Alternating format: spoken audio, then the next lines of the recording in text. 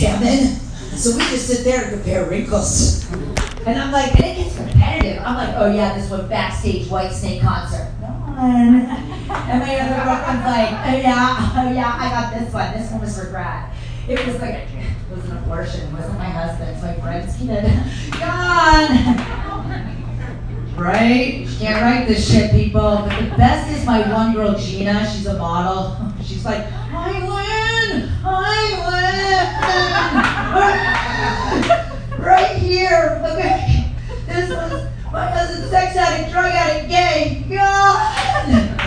I'm like, Gina, you fucking win! Because we can't see any of your what the fuck lines. I mean, your doctor's good. Who's your dermatologist? That shit is nuts. And you know what? I have to tell you, it's weird because Gina's oh my God, a breathologist. What the fuck am I gonna say? She's a person who breathes the aroma of your food. Like she doesn't eat. What is breatharian? You heard of that? She's a breatharian? Well, she's like, I know, I'm from Vegas. I fucking grew up on buffet. I don't understand any of this. She's like, I'm a breatharian. That's my time. Thank you, Jessica Wender.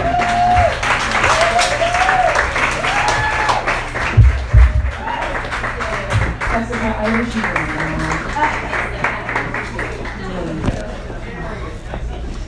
Our next comic, you're in for a treat because he is a recovery New Jersey resident. Please welcome Colin Woods. Keep it going for yourselves. Keep it going. Keep playing. Yeah, let's get the energy up. Woo! We were just talking about astrology, and like all my ex-girlfriends had said, they're like, you're the epitome of a Scorpio. And I never knew what that meant because I don't believe in magic. But I was gonna open with porn, a topic we all know about. Do you guys notice how like the porn that turns you on when you're in the moment disgusts you when you finish? You guys know what I'm talking about? This side's cool. This side very conservative. I was watching porn the other day and I was just like, oh, fucker. And then I came and I was like, ugh, why was I getting turned on by some girl having sex with some random goat? It's a sheep crowd over here still. You see that? But any here ugly growing up? Besides me? Yeah, me too, yeah. I like didn't know I was ugly though until after picture day. My school offered to pay for my retakes. It was so bad. This is a true story. They thought I was gonna ruin the yearbook. Like, I wasn't good at math, but I was able to figure out what is 2 buck teeth plus 1 massive overbite equal. 24 years of virginity. And you also look like a possum. And then in 6th grade, my orthodontist put me in headgear. So not only did I look like a possum, I know it gets worse. Not only did I look like a possum, I look like a possum in a fucking bird cage just walking around. Day when you have to wear headgear? No one? That's fine. I used to have to wear it 24/7, and it kills me when someone's like, oh, I had to wear headgear. I'm like, when? They're like, at night. I'm like, fuck off. My dad was such a stingy guy. He made me wear it to the mall. I go into EB games, even those nerds would make fun of me. Kids today now are like, I need a safe space. I was like, where was my safe space?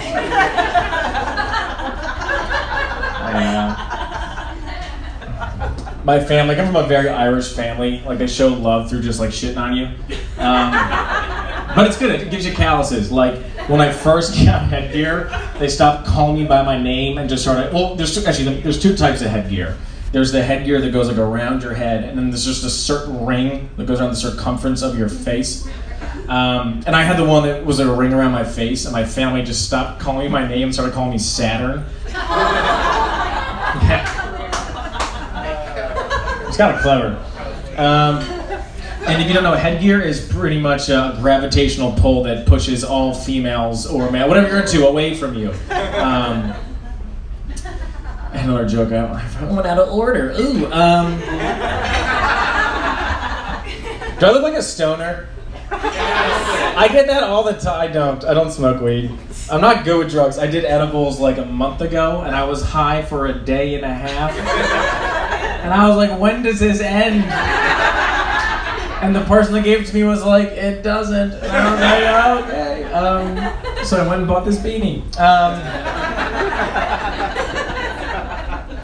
I had this story I've been working on, but it's like very blue. Blue is like, it's like a very, do you guys want to go with me? It's pretty blue. Alright, it's always a cool crowd here. So I grew up in a small house. Anyone else? Oh, everyone's rich. Okay, cool.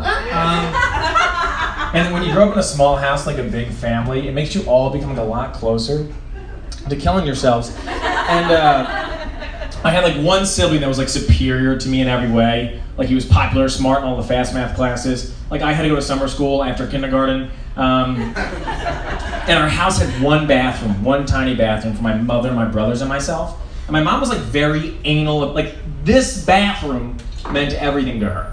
Like every day she'd be like, I don't know how many times I have to tell you boys, pee and poo goes in the toilet, not on it. So she was like a real nag.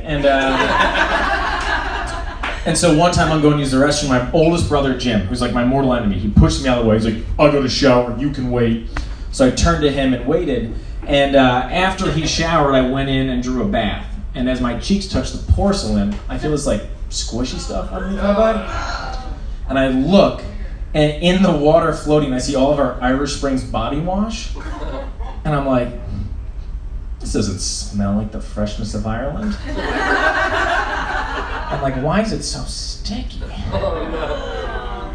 And did you ever see like a National Geographic documentary where a squirrel is born and just from birth it just like knows how to climb a tree? Like no one teaches it? Well, I had never seen cum before, but I'm like, this is semen!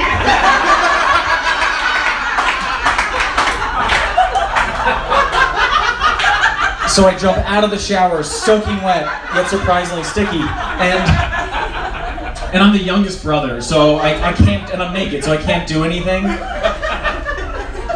This is way better than whatever last night. They did not like this story last night. And the only thing I can think to do is to like involve my mom, because this was done in the communal bathroom.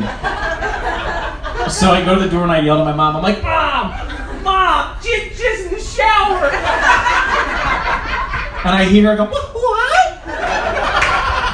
And she starts sprinting up the stairs, and she kicks open the door. She's like, what did you say? And I was like, Mom, jizz in the...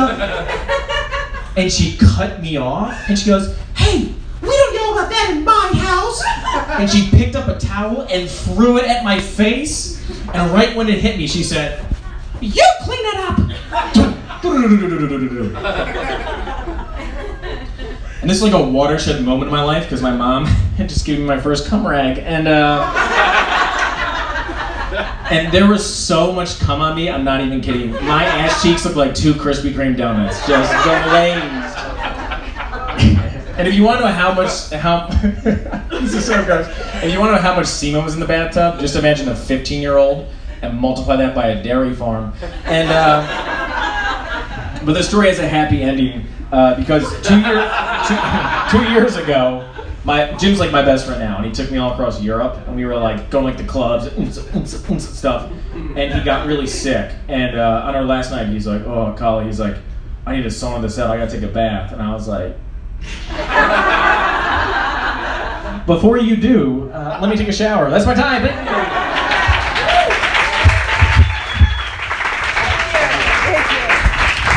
Very tragic, Colin. I am so glad I expel my son right now. Thank you for my life choices.